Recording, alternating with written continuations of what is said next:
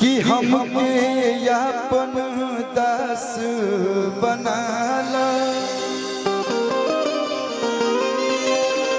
विनती करी हजार,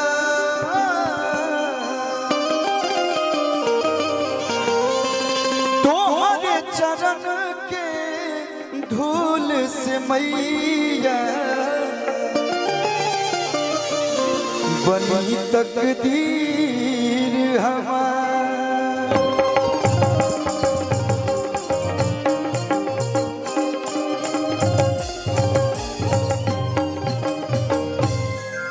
इतना सुंदर आयोजन भइल बा, आ देवी मैया के जब एगो भक्त बोलाई तो कैसे, हरि की माई महारानी आई है, कि माई महारानी आई है, अरे हमनी के गांव में के माता रानी के आयोजन में बुलाओ चाहता, हाथ उठा के बताएं लोग तो वाह, माई आई है तबे आशीर्वाद ही बबुआ लोग के दी है।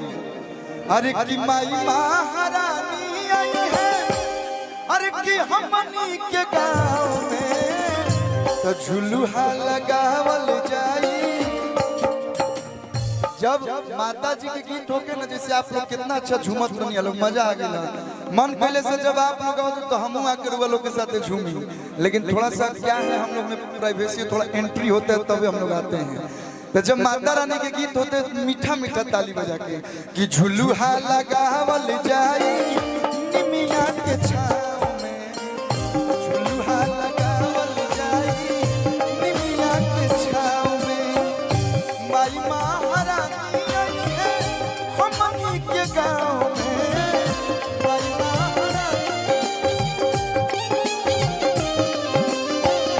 माई महारानी आई है हमनी के गांव में, झुलुहा लगावल जाई निमिया के छाव में, झुलुहा लगावल जाई निमिया के छाव में।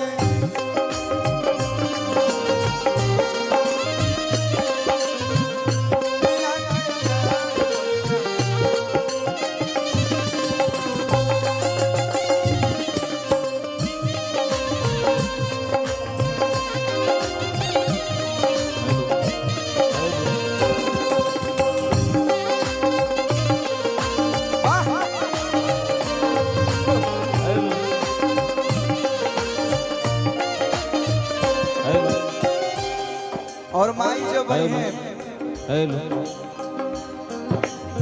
तो माई के सवारी है बाग। आज के समय थोड़ा नहीं कि लोग के पैसा हो जाता तो लोग स्कॉर्पियो से चल रहे तो फॉर्च्यूनर लेता रहे, जे फॉर्च्यूनर से चले वो रेंज रोवर लेता ना। माई जो ना सवारी पर चले ली, वो चाहे गरीब ही आवस चाहे अमीर ही आवस, माई के कहीं सवारी बखवा कहार जे पर साथ में भैरो भैया, बखवा कहार जे पर साथ में भैरो भैया, सलेमपुर में आवत तारी हमर साथ मैया, सलेमपुर में आवत तारी हमर साथ मैया, आरती उतारल जाई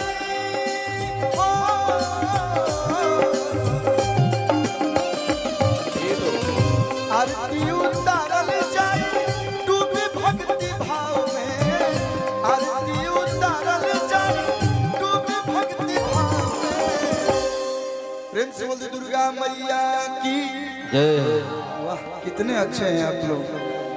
तो झुलुहा लगावल जाई, झुलुहा लगावल जाई निमिया के छाव में, झुलुहा लगावल जाई निमिया के छाव में, झुलुहा लगावल जाई निमिया के छाव में, झुलुहा लगावल जाई निमिया के छाव में, झुलुहा लगावल जाई। प्रेम से की जय।